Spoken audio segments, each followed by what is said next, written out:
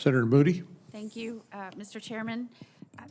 This is an important hearing. I think anytime we can show the American people that we are thoroughly investigating and providing oversight when there has been harm in America to Americans, especially those that have volunteered to serve, we need to show that we're doing everything we can to make sure we mitigate the chance of it ever happening again. And so I appreciate all three of you being here today so that we can perform this critical review, this critical function of government on behalf of the American people. And unfortunately, we continue to find example after example where failures of the last administration come to light. I mean, I, as a former Attorney General, discovered numerous examples where laws were being broken, reckless decisions were being made during the last administration, got courts to find that laws were being broken, reckless decisions were being made. And unfortunately, we still had the same activity go on and on and on, and watching the horrific results of those decisions and policies play out on our TVs every night. And so I think it is incredibly important as a nation that we, the people, demand that we get back to proper governance and that we examine what went wrong and how we ensure it doesn't happen again. So the tragedy that we witnessed right before Thanksgiving, the tragic killing of a National Guardsman and the critical wounding of another at the hands of a foreign national, the American people deserve answers. Tragedies like this are becoming all too familiar, and I can name the names, and the Americans across the nation can name these by heart now: Laken Riley, Nathaniel Barker, Sarah Beckstrom. Their families now grapple with the reality that they will be missing loved ones. And time again, under Biden's leadership, non-citizens, heck, even entire foreign nations were prioritized over American citizens.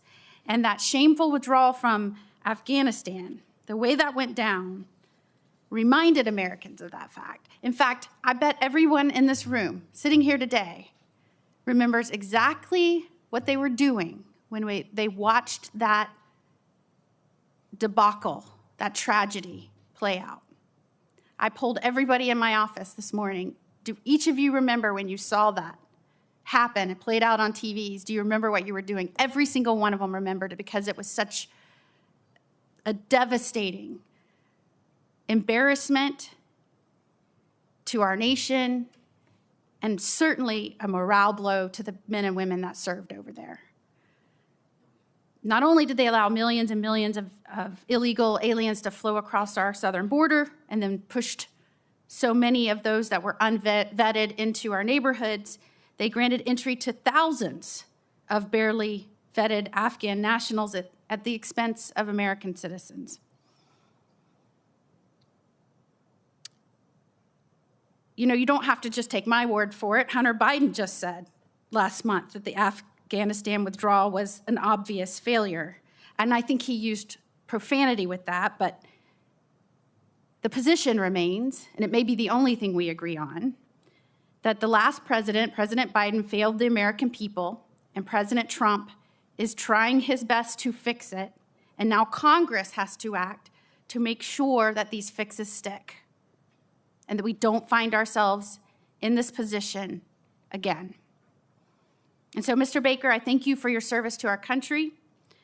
Under President Trump, we have stopped treating border security and vetting like best practice suggestions, and we've started treating them like the core national security responsibilities that they are. Can you share with us or identify any enhanced Trump-era special immigrant visa screening practices or controls that made that program more secure and reliable, which we should codify or focus on so that these cannot be bypassed in the future during a time of crisis? Senator, thank you for that question. My office has not done work. As you may know, the Afghan SIV program has been suspended. However, we do have 4 recommendations outstanding with the department if that program is to be restarted that will strengthen SIV processing. And again, I'm speaking to SIVs and not to what my colleagues would be handling with humanitarian parole. One particular area we saw from the very beginning was the lack of strategic planning, that is, of setting goals and measuring them systematically. Policies for ongoing interagency coordination and improvements, a second recommendation, and employment verification MOU with DOD, and finally staffing plans. So we have 4 recommendations, and I know my colleagues in the other OIGs do too, that if implemented will strengthen the program, and I trust Congress can consider in that context. I see I have used all of my time, so I will defer back to the chair. Thank you so much. I want to thank all of our